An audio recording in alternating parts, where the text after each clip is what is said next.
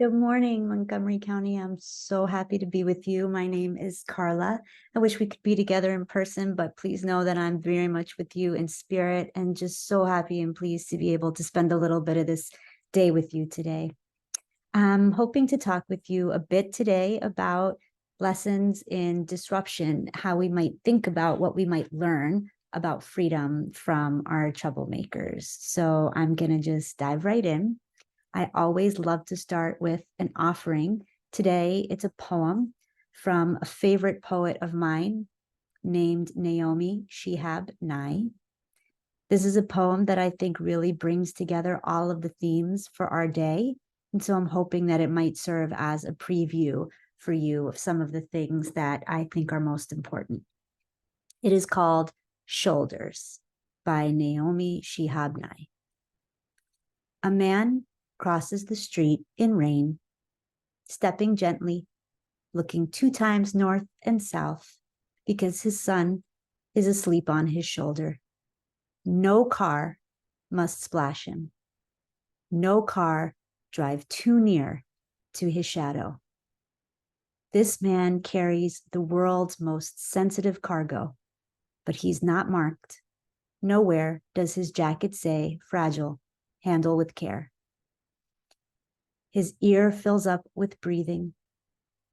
He hears the hum of a boy's dream deep inside him.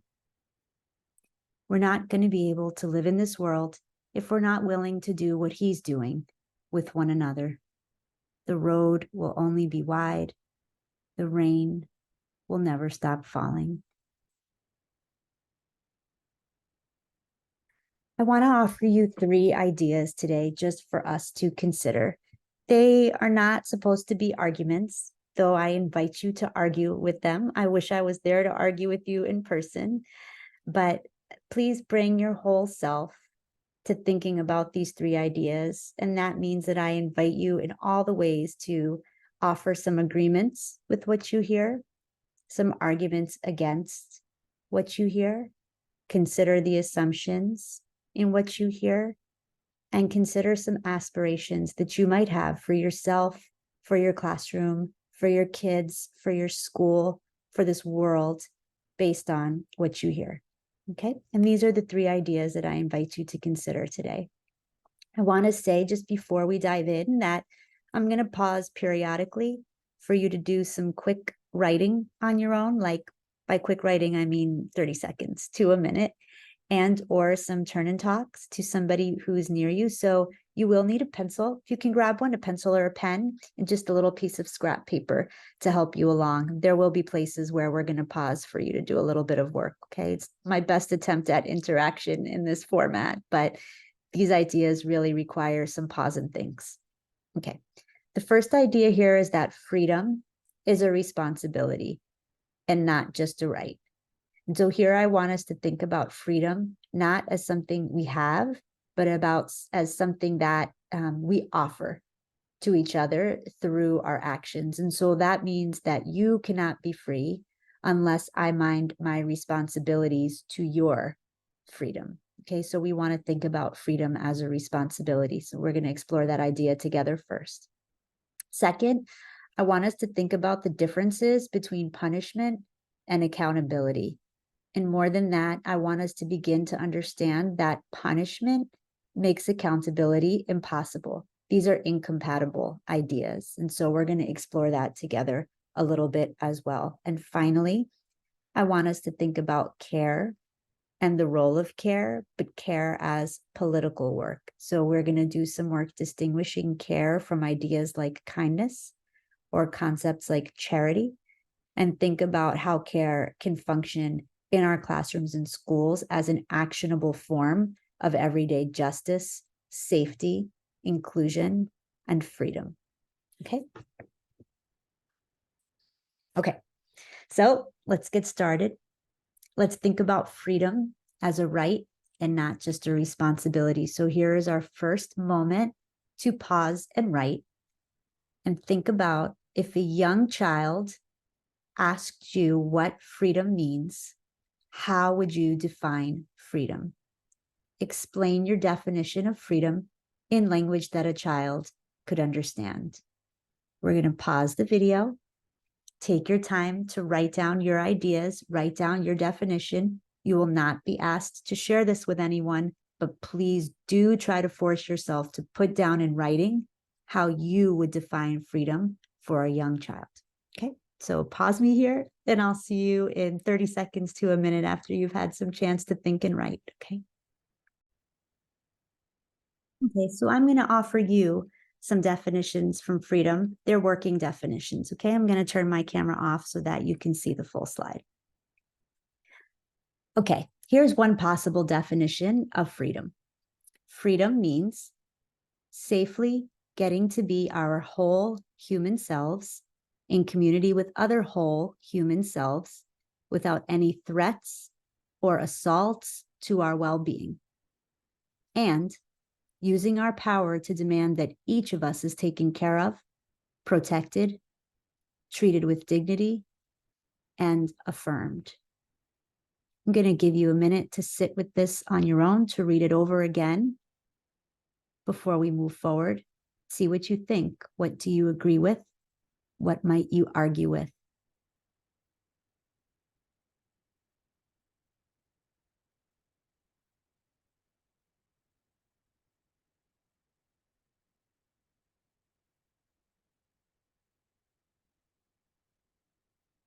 And because this definition is such a mouthful, here's the definition that I use with young children. This is everywhere in our school. It's on posters.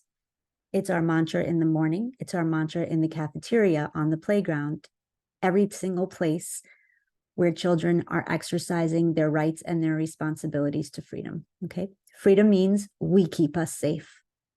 We protect everyone's bodies and feelings, and we protect our planet. For older kids at our high school, this is the definition that I use. Freedom means we keep us safe.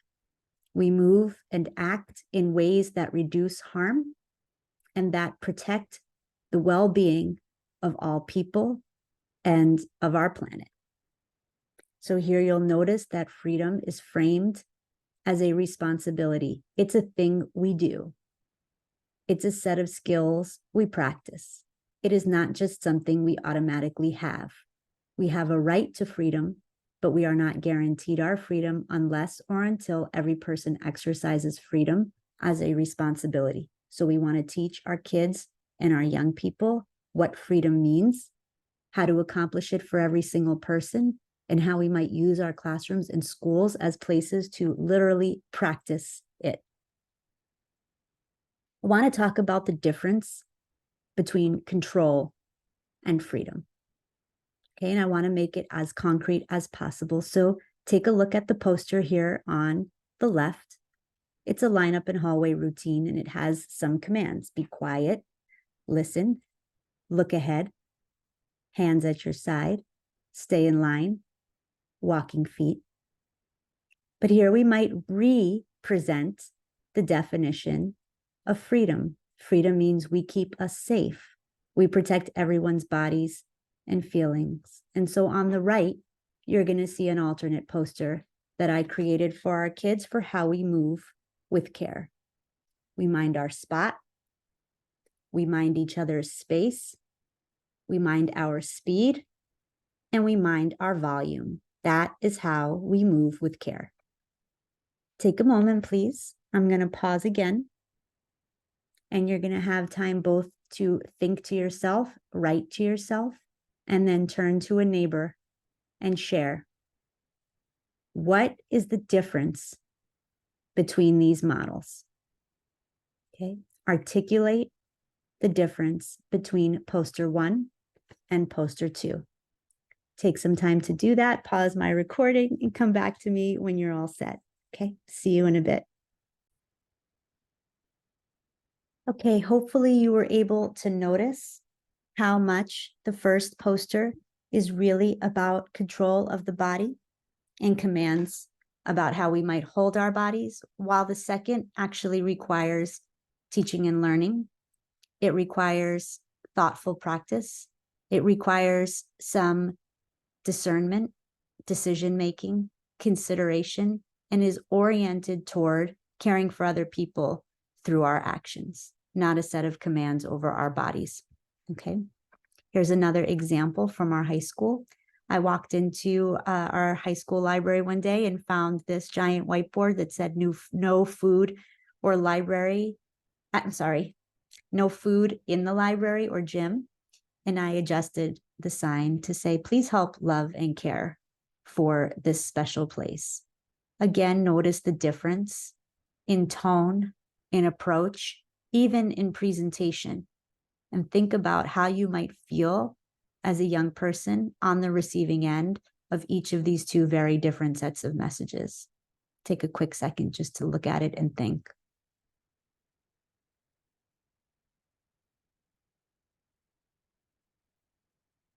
Okay. So we want to think about our classrooms and schools and even every detail, like the signage that we put up, thinking, is this teaching control or is this giving kids the chance to practice freedom? When I say, please help love and care for this special place, that means that our kids have to actually think about what that means, what it requires.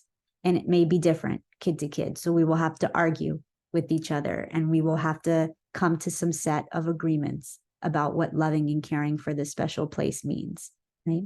In fact, I don't mind if kids have food in the library, if they're cleaning up after themselves and the library is looking just as it always has when they've left. So rather than these no kinds of rules, I'm moving away from rules and toward caring for spaces, caring for people, caring for our community, and caring for our world, thinking about the impact of our behaviors on our spaces and our communities, okay? Transitioning a bit to thinking about troublemaking, okay? So I want us to think about our troublemakers and understand this will be the hardest one for you to wrap your head around. So I know that you'll be arguing with me from this distance, okay? But troublemaking can be an opening for practicing freedom. We often think troublemaking is a threat to community, but in fact, it's our response to those troublemaking behaviors where all of the lessons about safety and community take shape for children. How we respond to difference is always a form of teaching. So here I try to remind everybody that every single move that we make under the umbrella of classroom management is a model for young people about how we use our power and authority. It's a curriculum. It's a series of lessons that they are learning from our model. And so when I think about how we respond to troublemaking and to troublemakers, I always keep in mind not just the outcomes that I want for that troublemaker student, but what I want for all the other students who are watching how I respond to that particular student, how I respond to harm, how I use my power and authority in a challenging situation, okay? How I regulate my own anger and emotions and frustrations. These are all lessons for young people. And so I want to invite us to think about it as a curriculum, just as we do any other curriculum that we plan for, and to think of classroom management as an opportunity to teach and practice freedom rather than punishment, control, and throwaway people. Okay. Take a look at this image here, this photograph on the left. It's of a young Black man drinking from a water fountain marked white only. And the caption reads, coming back from a 1956 trip, photographing South Carolina's segregated beaches for Jet magazine, Cecil J. Williams stops at a filling station, closed at the time, and drinks from a white-only water fountain. Please ask yourself, what purpose does this man's troublemaking serve? He is breaking the law. He is making trouble. He is doing so knowing that he is breaking the law. What purpose does his troublemaking serve? Each time I see young people behaving badly, I think of this quote from the song Something Inside So Strong that is sung even still today daily by children who are in freedom schools. But the quote is, the lyric is, the more you refuse to hear my voice, the louder I will sing. Okay. And so here we want to shift our question away from why are these children so disruptive, and instead toward what are these children trying so hard to disrupt? What are these children trying so hard to disrupt? This lens away from what's broken in the individual troublemakers and instead toward what poison may be in the environment that they are reacting to and responding to invites us to answer different questions about our troublemakers. Okay, so I often use this metaphor of the canaries in the coal mine, right? So canaries were placed in the entrance of coal mines because they have particularly fragile lungs, so that if there was carbon monoxide or other poisons in the air that were otherwise invisible to the human miners, the canaries would die first as a warning to the miners to get out. Right? I think of troublemaking children as the canaries in the coal mine. They are the ones with the fragile lungs who are particularly sensitive to the poisons in our classroom, schools, and spaces that are invisible to the rest of us who are somehow able to tolerate them. And their suffering and their very loud and inappropriate and undesirable sets of responses to that suffering make visible poisons in our shared air that we might otherwise not be able to see. So every time I hear a troublemaker crying out, I'm wondering, what is this child trying so hard to disrupt? That allows me to ask some different kinds of questions about troublemaking behaviors, right? If I think of troublemaking as useful, I can ask questions like, is there a harm this child is suffering to which this behavior might be a response? Is there a human need going unmet that this child is making visible? Is there a warning to heed? How will we practice healing one another, meeting those human needs, and disrupting the harms that we see out in the world? Can we wonder together how a problem we're seeing in our classroom might be related to a problem that we see out in the world?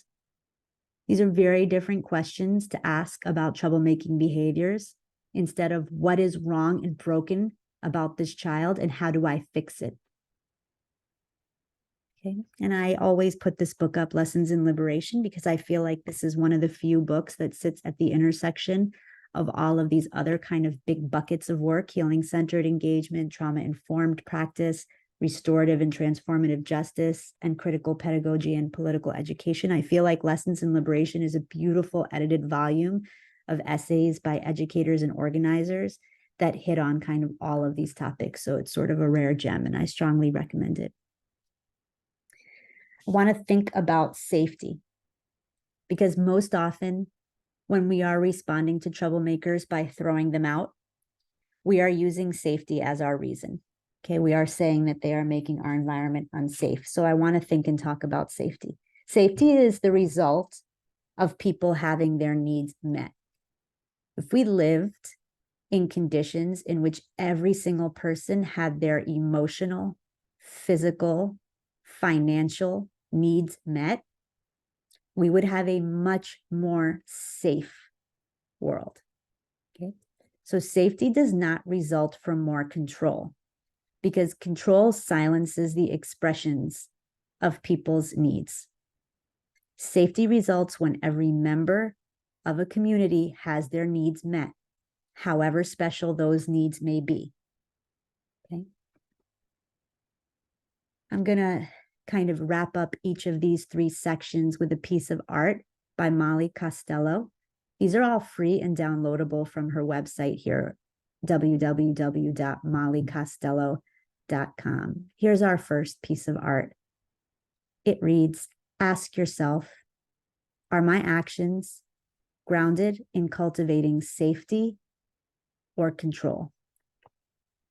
Now I'm going to just pause here so that you can turn to each other once more and think together about what you've heard so far, what you agree with, what you might want to argue with, okay? And come back to me when you're ready. Okay, I want to shift now to our second idea. thinking about punishment and accountability, understanding that they are not synonyms. Okay, so we are not holding anyone accountable when we're punishing them. This is what I'm going to try to convince you of. It's an idea. See if you agree with it, if you want to argue with it, whatever reaction you have to it. But I do want us to think about, what does punishment model, teach, and encourage? Okay. We know that harm is unevenly distributed. By that, I mean that some groups and some children, based on identity factors, race, gender, poverty, sexual expression, religion, some groups will experience more harm than others, right? Because our society is set up that way. But all children will both cause harm and experience harm. So here I always think, well, who has the power to harm a child? Who has the power to harm a child? It is not just the teacher. Every single person in a classroom or school environment has the power to harm a child, including other children. So given that, whose responsibility is it to keep a child safe? Right here, I want to recognize and acknowledge that teachers cannot create safe environments alone. Every single person in the classroom environment needs to share responsibility for keeping a classroom safe. That is why we think and talk about freedom as a responsibility. It's the way that we teach children to use their freedom responsibly so that they keep each other safe. Okay. So we're going to pause for a quick turn and talk. And these are the two questions. You may choose one. Okay. You don't have to talk about both. Choose one. What assumptions does punishment make? Or what do schools teach about harm? I'm going to invite you to pause here, pause the video on this slide, and turn to each other to answer one of these two questions for a few moments, and return to me when you're ready. Here's a moment of art for you again from Molly Costello.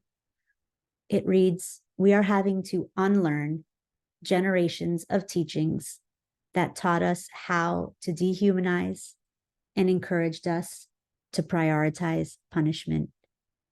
I want to just start to explore the idea together that we are really deeply, deeply conditioned to punish children, to punish each other.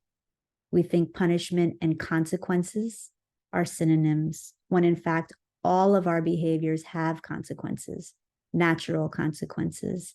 We don't need necessarily to double down on false external consequences through the use of punishment. And in fact, we also have really robust research suggesting that punishment does not actually meaningfully prevent bad behaviors from repeating themselves. Okay, that even people who are incarcerated for long periods of time as the ultimate form of punishment, more often than not, come out to repeat their harms. Why? Because punishment causes more trauma. Okay, it doesn't reduce harm, it doubles down on harm. So I really want us to challenge ourselves around why we are conditioned to use punishment when we know that it does not work, when we know that it causes additional harm. Okay, why do we think this is the only way to change behavior?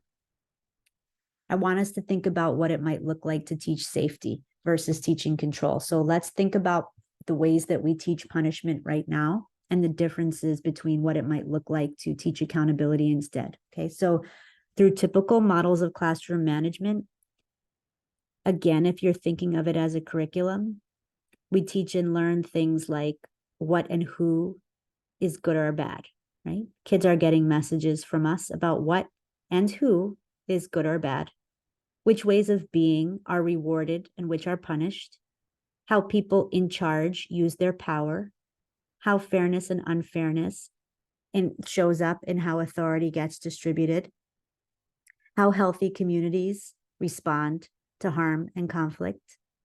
We learn that belonging in a community is conditional. Okay, you can be thrown out. So community is not unconditional and belonging is not unconditional. and that we should all behave well to avoid getting in trouble. Okay, these are the things that typical approaches to classroom management, and particularly those that rely on punishment, teach kids, right?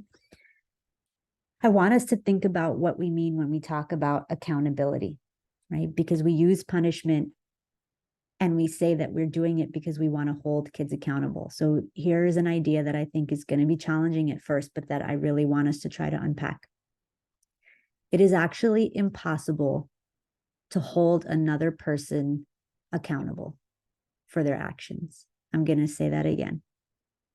It is impossible to hold another person accountable for their actions.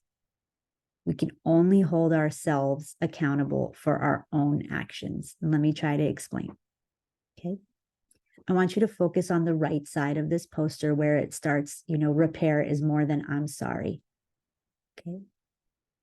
Being accountable means making repair, and that means it means that you are able to name what happened, own your role, name the impact of what you've done, wonder how it was co-created, and plan a way forward, meaning make repair. Let's look at just this first set, right? So repair and accountability is all 5 of these things. You can say what happened, you can own your role, you can name and describe the impact, you can think about how it was co-created, and you can think about a plan for repair. It's all 5 of those things. That is actually the definition of accountability, all 5 of these things. Think about just the first one, naming what happened. Okay, if I know that I'm going to be punished for what I'm done, the only sensible thing to do is to lie about what I've done, right? Any sensible or reasonable person would not admit to the thing that they've done if they know that punishment is waiting on the other side. Okay, so the use of punishment automatically prevents me from doing even the first step of holding myself accountable, of naming what I've done and admitting to what I've done. If I know that I will be punished, I am not incentivized to actually name what's happened. Okay, so I want us to think instead about self-accountability and the skills and lessons that we might teach through self-accountability. So our goal is to teach kids to learn to hold themselves accountable. Okay, so through methods of encouraging accountability, we might teach how to redistribute power and responsibility away from authority figures and toward holding ourselves accountable for our communities, for our collective safety, and for freedom. We want to teach how healthy communities and healthy people respond to harm and conflict. We want to teach how to take honest responsibility for our own actions and their natural consequences, how to make a proper apology, and how to make repair. We want to teach our rights and our responsibilities in just and fair communities, how to listen to and receive difficult feedback, how to advocate for ourselves and others by saying things like, you hurt me, here is what you did, and it was not okay.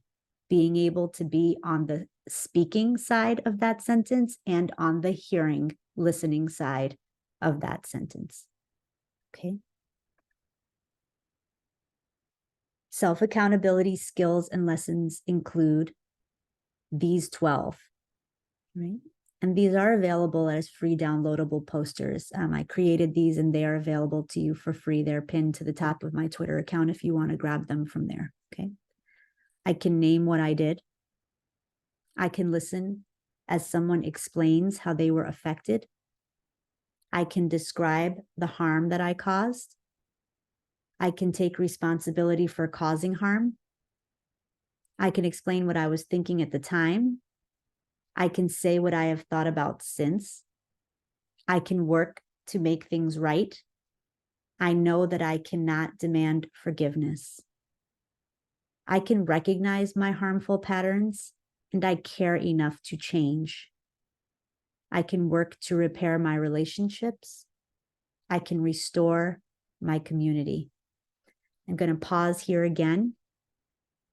I'm going to give you some time to think and talk about this set of skills and lessons with someone near you, and think to yourself, did I ever learn these skills? Am I well practiced? in these skills? When or how am I ever teaching these skills? And if kids are not practicing and learning these skills at school, where will they? Okay, take a few moments to see what you think. I'll pause here. Okay, so here I just really want to, explicitly compare and contrast accountability versus punishment. In both of these models, the goal is to shift behaviors. Okay, dangerous, harmful, disruptive behaviors are not okay. So we do want to shift those behaviors. In a self-accountability model, we're trying to shift them by focusing children always on the harm that they cause to themselves, to others, and to the community. In a punishment model, we're trying to shift those behaviors by having kids associate that behavior with some form of self-suffering. Okay, and so that means I'm going to stop doing this thing because if I get caught, I know that I am going to suffer. That's a very different motivation than saying I'm going to stop this behavior because I know that I am causing suffering to others. And I think that this is a preferable model. Okay. Self-accountability, we want to incentivize and reward honesty, self-reflection, and naming community consequences, right? Punishment incentivizes and rewards lying, denial, and avoidance of consequences. Okay. We might do the behavior and just hope we don't get caught. The issue is harm and repair. That's what we want to keep young people and kids focused on, right? So we want to model community accountability and the logics of restoring right relations. Harm is named and attempts are made to restore relationships and reduce harm. Okay. In punishment, we're modeling policing, investigation, and the logics of criminality, right? Because when someone comes and tattles to me, I've got to now launch an investigation into what actually happened. I certainly can't ask a kid to just admit what happened because they know that getting in trouble is on the other side of that interaction, right?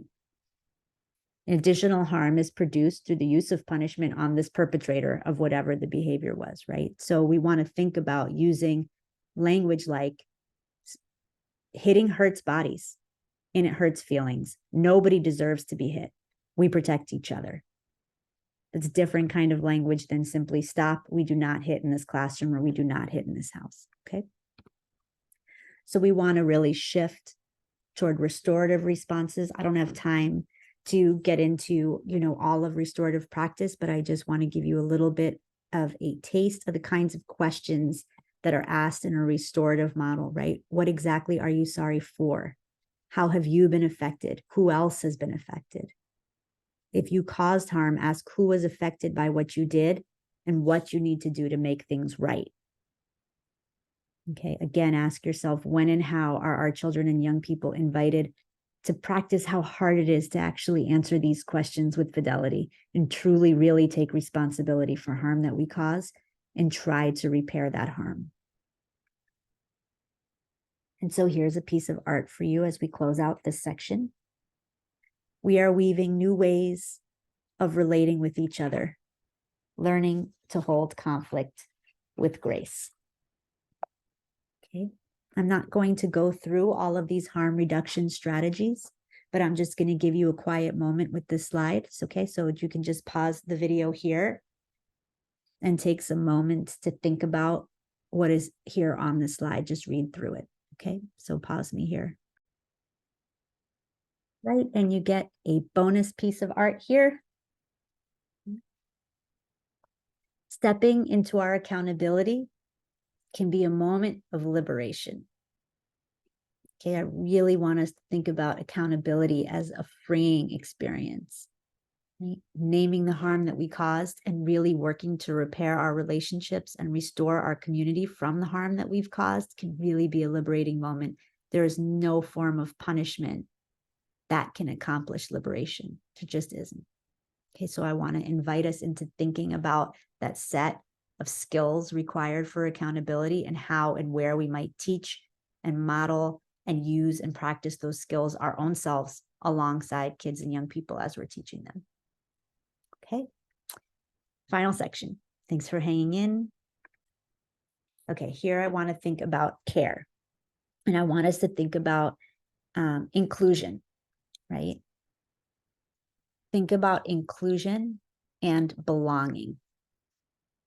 Would it ever be possible to accomplish inclusion and belonging without the work of care, without knowing how to care? Right? These are not achievable goals. Inclusion and belonging are not achievable goals without the work of care. And care is work. And that's what I'm going to try to make clear. Okay. Going back to this definition of safety. Safety is the result of people having their needs met. Okay. Safety results when every member of a community has their needs met to the best of our ability, however special those needs. All right. So let's think about defining care work. Care work is then the everyday work of safety and inclusion. It's the everyday work that we practice to make safety and inclusion possible. Nobody is safe until everyone can practice their freedom responsibly. Therefore, care is an actionable form of everyday justice that children as young as infants all the way through grade 12 and beyond can practice, okay? Care is the actionable way that we do the work of everyday justice. And care work is hard. You're going to see that in the next slides. And so we want to practice it early and often with children. Okay, I want to direct you to one fifth grade teacher, Marion Dingle. She has one rule for her classroom, and it is we will take care of each other. That's their rule. And so they've got to argue with each other about what that really looks like, what it means, what they will do when they fail at it. But this is their guiding mantra, and it is their only classroom rule. We will take care of each other. In that way, it really reminds me of we keep us safe, right? Which is the rule that we use at our school. So I want us to think about care as the political work of justice. I can't animate in these slides because I'm having to record. So please just focus on this top row first, right? The work of this slide is trying to explain the difference between kindness and care. So focusing here on just the top slide, I want us to imagine a scenario in which a kindergartner with diabetes cannot eat the sugary snacks at the class party. Okay, so imagine a 5-year-old. This child cannot participate in the class party snacks because they are diabetic. And so the kind act here would be to provide a couple of snack options that the diabetic child can safely eat. And I do consider that kind because in most scenarios, we may simply just ask this family to privately provide their own snack for the child. So it is a kind act for us to actually take responsibility for providing some snack options for that child. But let's think about what care looks like instead. Okay. Care would mean learning about all the dietary needs of our community, right? Their preferences, their allergies, their illnesses, and then designing a snack menu together for the class party where every single child could eat every single snack available. So imagine that as a set of kindergarten lessons. We're going to work together to design a snack menu that includes and accommodates everybody. That is care versus kindness. Take a minute to think about the difference. Look at the kind option, look at the care option, and think about the difference between these two. Try to give some language in your mind to the difference between kindness and care.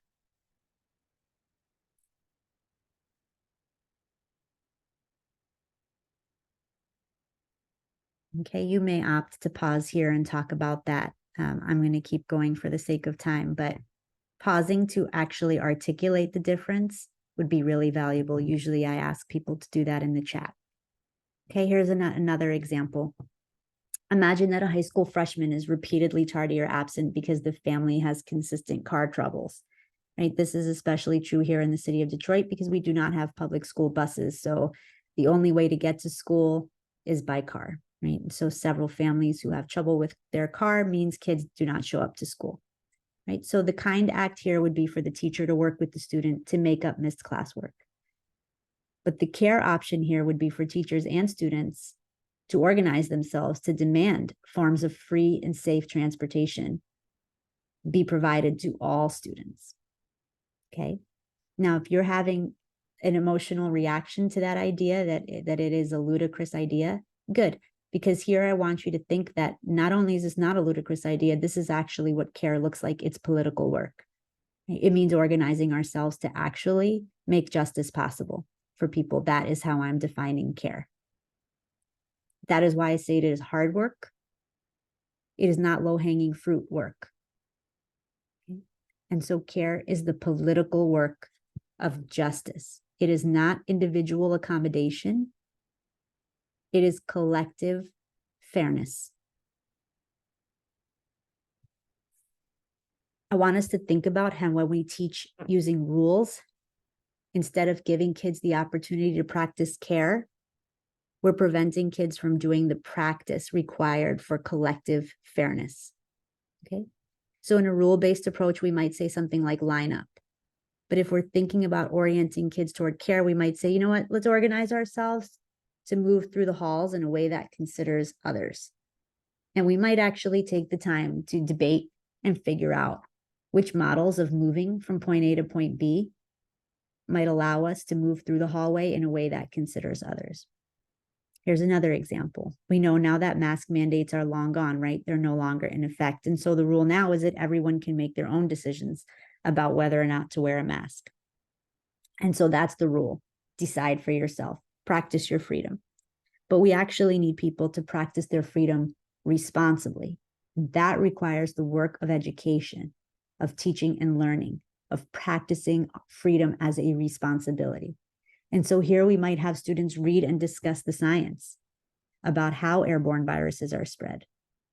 They might talk about and debate individual choice versus the common good. They might share the health and immunity vulnerabilities in their own families, in their own households. And then they consider wearing masks as an act of protection or care for one another or for the most vulnerable. They can make educated decisions about whether or not to wear their mask based on who is vulnerable, what people need, what it would look like and mean to be accountable to the collective community. This is the work of education, which is why it's so exciting to be a teacher, right? We get to actually use teaching and learning as opportunities to advance collective care, to advance justice. And the more that we can move away from rules and away from policing rules, away from approaches that focus on control, and instead toward approaches that allow us to practice care, to choose to use our freedom responsibly, and to try out what that looks and sounds like, that is really world-changing work. And it's our classroom management that's the curriculum for making that possible. Okay. I love this image and this quote here. It says, wash the plate, not because it's dirty, nor because you're told to wash it, but because you love the person who will use it next. Okay. Final piece of art here as I'm wrapping up. Uproot tendencies toward policing others that exist inside you. Right? Today is an invitation to think about the times of day in your classroom and school work where you are behaving more like a police officer that is enforcing the laws and less like an educator. It's actually working with young people to think about how to use teaching and learning and how to use the communities of classrooms as opportunities to practice freedom.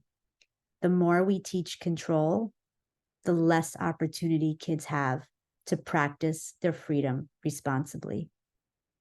Okay. And so we just want to shift away from the work of policing and toward the work of teaching and learning, moving toward care, toward impact, toward models of repair and harm, rather than rules and the enforcement of rules and the control over bodies. Okay. A final poem for you as I close out. It's again by Naomi Shihab Nye. It's called The Red Brocade. The Arabs used to say, when a stranger appears at your door, feed him for 3 days before asking who he is, where he's come from, where he's headed. That way he'll have strength enough to answer, or By then, you'll be such good friends you don't care. Let's go back to that. Rice, pine nuts. Here, take the red brocade pillow. My child will serve water to your horse. No, I was not busy when you came. I was not preparing to be busy. That's the armor everyone put on to pretend they had a purpose in the world. I refuse to be claimed. Your plate is waiting. We will snip fresh mint into your tea. I'm going to leave you there. I'm going to send you all love and strength and energy as you use your classrooms and your schools to build the future we want instead of the world that we have now. Okay, let's trust ourselves and our kids to think and do the work of care, to advance the work of justice, and let's give them every possible opportunity to practice their freedom responsibly. Okay. Much love to you all. Please take care of yourselves and each other.